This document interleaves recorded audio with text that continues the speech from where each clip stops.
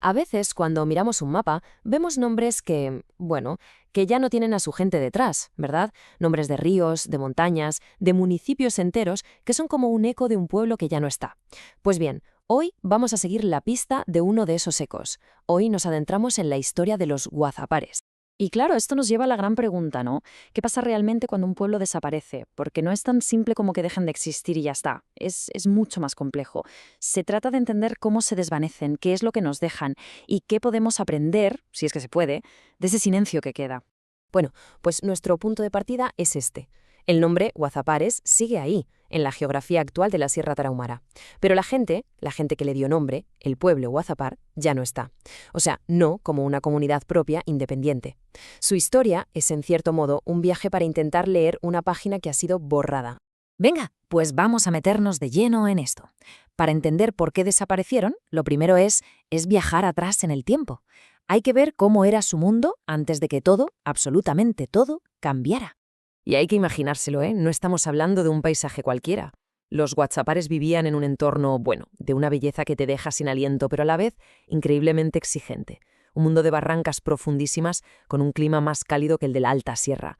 Y claro, este lugar lo definió todo. Definió su forma de vivir, de comer, de ser. Lo que es alucinante de verdad es cómo se adaptaron, la simbiosis que tenían con su entorno. A ver, no pensemos en grandes ciudades ni nada por el estilo. Ellos vivían en rancherías dispersas, perfectamente adaptadas al terreno y aprovechaban las cuevas. Las usaban como casas, como refugios, como graneros. Su economía era la clásica de Mesoamérica: maíz, frijol y calabaza. La vida giraba en torno a pequeñas comunidades familiares y hablaban una lengua de la familia autoazteca. Eran, en definitiva, un pueblo forjado por las barrancas. Y entonces llegó el cambio. Ese mundo que estaba en un equilibrio casi perfecto se topó de frente con una fuerza que lo iba a transformar para siempre. Vamos a ver ahora cómo fue ese choque, ese encuentro de dos mundos. Resulta que a principios del siglo XVII aparecen en escena los misioneros jesuitas. Y su objetivo principal no era, digamos, la conquista con la espada, no, era algo mucho más profundo: la evangelización. Lo que buscaban era un cambio total, no solo de religión, sino de cómo se organizaban, en qué creían, vamos, cambiar su modo de vida de arriba a abajo. Y aquí está el punto de inflexión, el momento clave. Allá por la década de 1620 se funda esta misión, la de Santa Teresa, justo en el corazón de su territorio. Y claro, esto se convierte en el epicentro de la tensión, en la chispa que iba a prender la mecha de un conflicto que al final sellaría su destino. Pero ojo, los guachapares no se quedaron de brazos cruzados viendo cómo les cambiaban el mundo. Ni mucho menos. Reaccionaron. Y vaya si reaccionaron. Su respuesta fue uno de los actos de resistencia más potentes y directos de toda la región. Hay una frase en los registros de la época que lo clava, que resume su carácter a la perfección. No aceptaron el dominio español fácilmente. Es que está clarísimo. Junto a otros pueblos vecinos, se plantaron cara a los abusos y a que les impusieran una cultura que no era la suya. Estaba claro que no iban a entregar su mundo sin pelear. Y fijaos en la cronología, porque todo pasó muy rápido. Después de más o menos una década de tensiones que iban a más y a más, el 1 de febrero de 1632, los guerreros guachapares y sus aliados dijeron hasta aquí. Pasaron a la acción, rodearon la misión y, ejecutaron a los dos misioneros que estaban allí. La reacción de los españoles fue el miedo. Se retiraron. El mensaje no podía haber sido más claro. Y esto nos lleva a un número que es brutal. 40. Durante casi 40 años, 40, los españoles ni se atrevieron a volver. Consideraban esa zona un polvorín. O sea, estamos hablando de 4 décadas de independencia recuperada. Esto no fue una simple revuelta.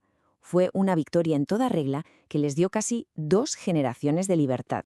Pero la historia casi nunca tiene finales de cuento de hadas, ¿verdad? A pesar de este acto de resistencia increíble, de esa victoria tan contundente, fue algo temporal. Y ahora vamos a ver cómo empezó el lento y trágico proceso que los llevó a desaparecer. Cuando los españoles por fin regresaron, allá por la década de 1670, los guazapares tuvieron que luchar en 2 frentes a la vez. Por un lado, la respuesta militar, la represalia por la rebelión. Pero por otro, y esto fue mucho peor, un enemigo silencioso, invisible y letal: las enfermedades.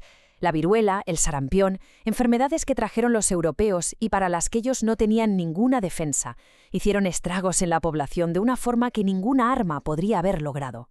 El camino hacia su desaparición como pueblo fue, en cierto modo, una especie de trágica cadena de acontecimientos. Primero, la población se desplomó por las enfermedades y la guerra.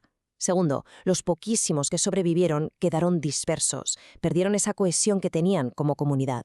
Y el paso final, el tercero, fue que con el tiempo, con las generaciones, se fueron mezclando, fusionando con sus vecinos, pueblos más numerosos como los Rarámuri y los Guarojío, y poco a poco su lengua, su identidad, se fue diluyendo hasta desaparecer. Y con esto volvemos al principio, al presente. Si desaparecieron como pueblo, ¿significa que no queda nada de ellos? ¿Se pueden encontrar todavía sus huellas en el paisaje? Pues lo que queda son justamente eso, ecos. El más obvio, el nombre en el mapa. Pero si uno sabe dónde mirar, hay más. En las barrancas, escondidas, todavía se pueden encontrar sus casas-cuevas, sus graneros de adobe. En algunas paredes de roca, si te fijas mucho, quedan restos de su arte.